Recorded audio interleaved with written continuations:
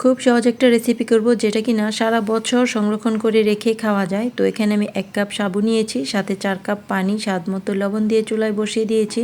সাবুটা জাল করতে করতে পুরোপুরি সিদ্ধ হয়ে যখন কালারটা চেঞ্জ হয়ে যাবে, আর সেই সময় যদি দেখেন যে একেবারে ঘন হয়ে আঠালো হয়ে থকথকে হয়ে গেছে, তখন আরও কিছুটা পানি অ্যাড করে বলক তুলে নেবেন।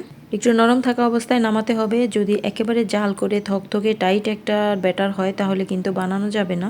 এটা ঠান্ডা হতে হতে আরও জমে যাবে, তাই একটু পাতলা টাইপ থাকা অবস্থাতেই নামাতে হবে। তো কালার মিশিয়ে নেব 3 রকমের কালার। এটা সাজানোর জন্য কেউ চাইলে দিতে পারেন, আবার নাও দিতে পারেন, যার যার ইচ্ছে। শুধু কালারটা সুন্দর হওয়ার জন্য আমি 3 রকমের ফুড কালার অল্প অল্প করে সাগর মিশ্রণে মিশিয়ে এবার পাইপিং ব্যাগে নিয়ে নিতে হবে। পাইপিং ব্যাগ না থাকলে পলিথিন ছোট করে কেটে মাঝখানে দিয়ে এভাবে রাবার দিয়ে আটকে নেবেন। তো আমি সবগুলোকে একইভাবে রাবার দিয়ে আটকে এভাবে নেব। তারপর আমি এগুলোকে মাঝখানে ছিদ্র করে ব্যবহার করব। তো পাইপিং ব্যাগ অনেক সময় ঘরে থাকে না, সেক্ষেত্রে কিন্তু এভাবে ব্যবহার করতে পারবেন। তো কিছু চুড়ি নিয়েছি, রেশমি চুড়ি। তো রেশমি চুড়ি দিয়ে পাঁপড়গুলো বানানো খুবই সহজ। এই প্রথমে চুড়ির মাঝখানে এভাবে দিয়ে দেব। এটা দেওয়ার সাথে সাথেই সেট হয়ে যায়, ছড়িয়ে যাবে না। আর চুড়িটা ছাড়া যখন বানাবেন এক একটা এক এক সাইজ হবে, গোল করতে সমস্যা হবে। তো চুড়িগুলো আবার দিয়ে সাথে সাথে তুলে ফেলা যায়। আর যখন সাথে সাথে তুলে ফেলবেন এর ব্যাটারটা কিন্তু ছড়িয়ে যাবে না, এক জায়গায় স্থির থাকে। দেখুন কতটা সহজ বানানো, একেবারে গোল গোল হয়ে আছে, এটা ছড়িয়েও যাচ্ছে না, আবার চুড়ি তুলে ফেললেও এটা বের হয়ে যাচ্ছে না, একই জায়গায় থাকবে। তো কয়েকটা চুড়ি নিয়েই বারবার এগুলো ব্যবহার করা যায়। চুড়ির মাঝখানে দিয়ে সাথে সাথেই চুড়িগুলো তুলে ফেলা যায়, এটা ছড়িয়ে যাবে না, খুব সুন্দর মতো সেট হয়ে যাবে। আর কড়া রোদের মধ্যে এটা এক রোদেই একেবারে মচমচে হয়ে যাবে।